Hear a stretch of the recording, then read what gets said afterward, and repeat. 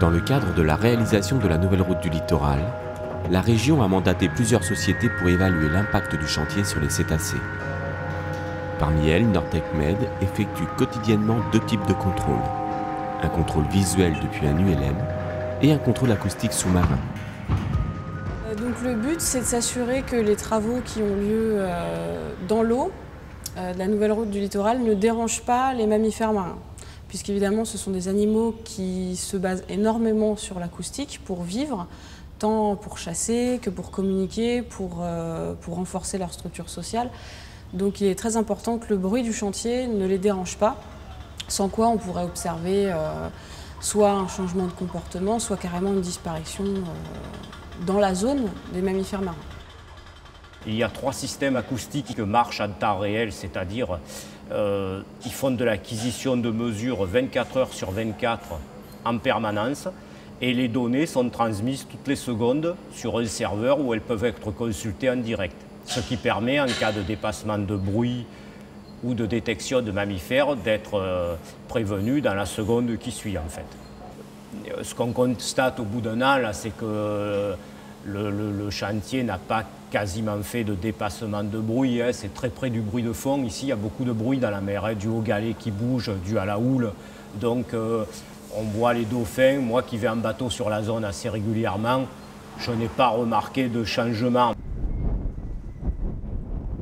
Alors ce matin c'est tir de fragmentation sur la nouvelle route du littoral. Donc il va y avoir des charges explosives de placer au niveau de la Grande Chaloupe. Donc le but de la mission, ça va être de survoler la zone et sur un rayon de 0,5 milles nautiques, donc à peu près 920 mètres de rayon, s'assurer qu'il n'y ait pas de dauphins avant le tir. Donc s'il n'y a pas de dauphins, très bien, le chantier peut lancer son tir. S'il y en a dans la zone, à ce moment-là, on va devoir les suivre, les surveiller jusqu'à ce qu'ils sortent de cette zone de sécurité. Et là, on pourra estimer que le bruit généré sera sans danger. Et quoi qu'il arrive, de toute façon, il y aura un rideau de bulles pour bloquer un petit peu les ondes sonores. Et il y a toujours un hydrophone en place, de façon à ce qu'on sache si oui ou non la charge aurait pu avoir fait des dégâts, mais jusqu'ici, il n'y a jamais eu de problème.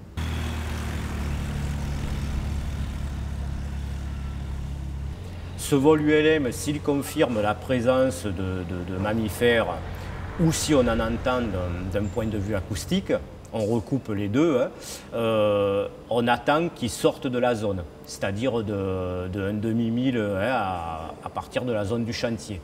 Donc on surveille, hein, tant qu'ils sont dans la zone, le chantier ne peut pas commencer.